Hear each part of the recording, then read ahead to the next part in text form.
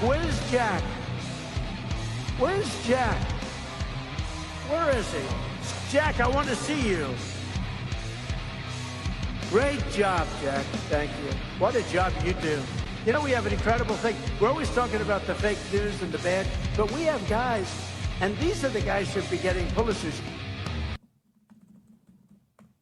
All right, Jack Posobiec, we are back live, Human Events Daily, and I really wanted to tell you, because we have a chance now, about our latest partner, who I'm so excited about. Not only are we partnering with them, we are also actually customers and users of them as well, myself and Tanya Tay. Let's get into it. Did you know that Utah and Florida recently banned fluoride in their drinking water? Well, why are they doing a massive U-turn on something that's been pumped into our water for 80 years? Well, the government claims that fluoride is for healthy teeth, but that's just nanny state nonsense. You don't need bureaucrats medicating your water. You need the freedom to choose pure water. That's why my family, the Poso family, uses Cove Pure, a countertop water purifier certified to remove up to 99.9% of impurities. That includes fluoride and other garbage like PFAs, fertilizer, runoff, you name it. The first thing I noticed is the taste. Cove Pure helps water become what it's supposed to taste like. Pure, clean, no aftertaste. It's really good. Tanya loves it. The best part is you can choose any temperature, hot, cold, boom, one tap. It's so easy to use. There's no drilling, there's no plumbers. You just fill it and plug it in. If you want to get involved and check this out, head over to covepure.com/POSO for a limited time. Get $200 off. $200 off! Folks, the government has no business forcing things into your water.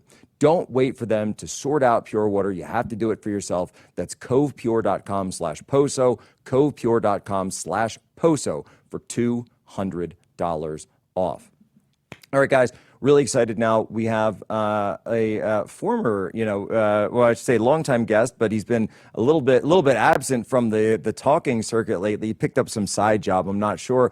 We got Dr. Peter Navarro straight from the White House here to join us on the program. Dr. Navarro, how are you? I'm doing great, Jack, and I'm sitting here in the new RAV studio, by the way, here in D.C., and I must say, Rob and Parker Sig outdid themselves, and so when you're back in D.C. and I know there's a chair waiting for you here, brother, but I'm glad where you are. I got to use it. I got to use it once already, and it's really, really nice. I got to look. I got to say this to your audience. I mean, no one moved me more speaking in Arizona than you, Jack. That was poetry, my friend. And for me, they talk about the 5 stages of grief. There's a 6th one, and that for me is accountability. And this principle we have to start following a lot better, Jack, is if they can come for us, they can come for you. We have to hold them accountable. Otherwise, they'll do it again. We've got to walk that talk, and that means basically going after all of the people in Old Testament fashion who've been responsible over the last 8 years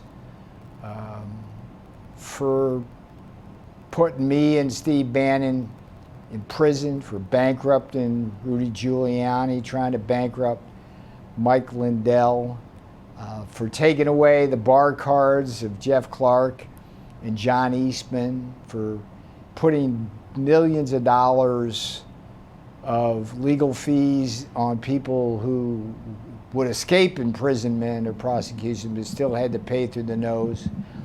4 times they tried to put Donald Trump in prison in 4 different courts, 2 assassination attempts, and of course the brutal assassination of our beloved Charlie Kirk. And this is what we've got to do. And so I'm actively trying to get that message out.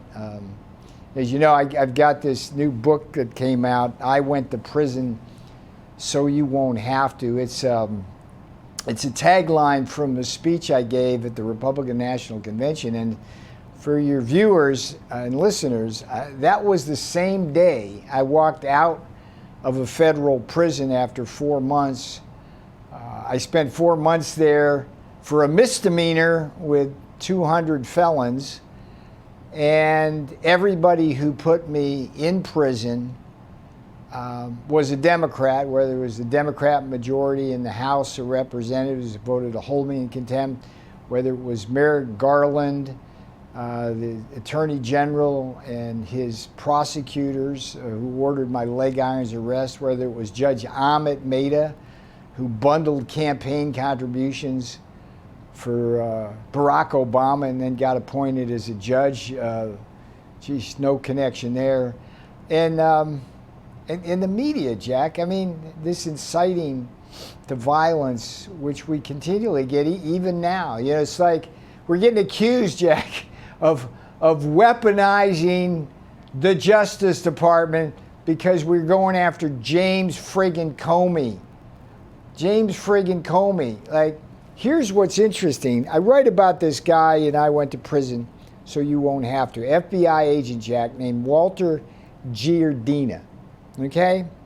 He's the guy who, at the direction, likely, of Merrick Garland, went out to Reagan Airport with 4 other armed FBI agents, took me down in a gangway, put me in handcuffs, put me in leg irons.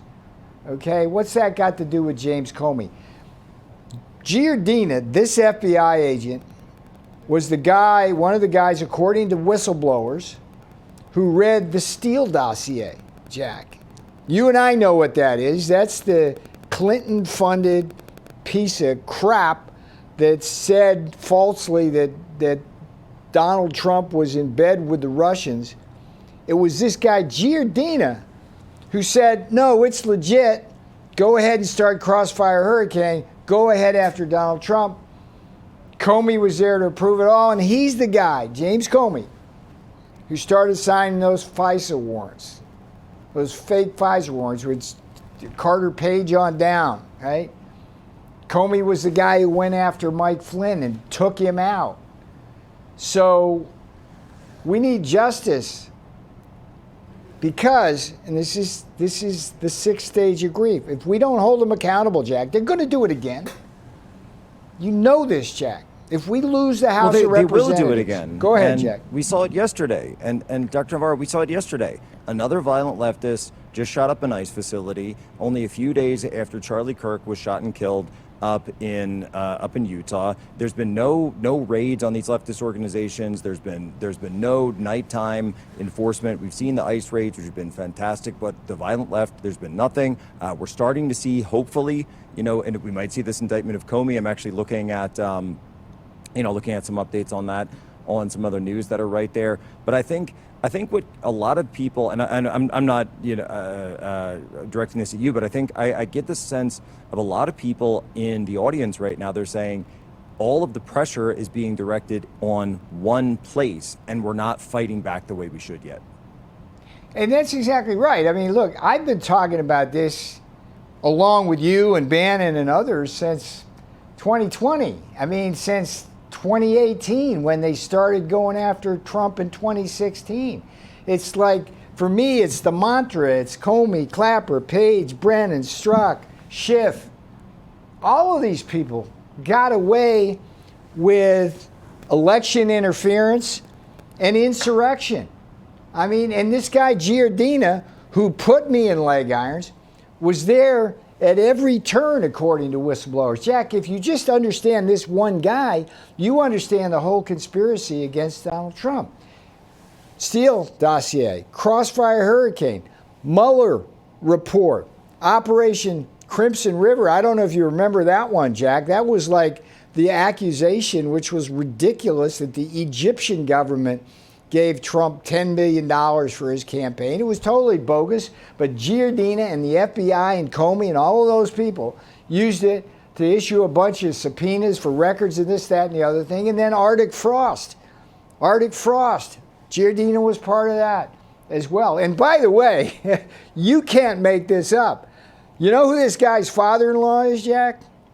This guy's father-in-law is a guy named Larry Potts. Who was he? He was the deputy director who was behind Waco and Ruby Ridge. Okay, how's that for a bloodline? These people are corrupt, Jack, and we need to do what they did to us through the legal system because they're guilty and we weren't. And if we don't apply this pressure, if we don't use the iron law of exact reciprocity, it's about reciprocity. If we don't do that, they're gonna do it again. Yes. They're going to do this again and again because they will do so with impunity because they've never received a response. They've never received any opposite reactions, like Newtonian physics. If there is no equal and opposite reaction, then the first instance, the first action will continue. Dr. Navarro, we're coming up on a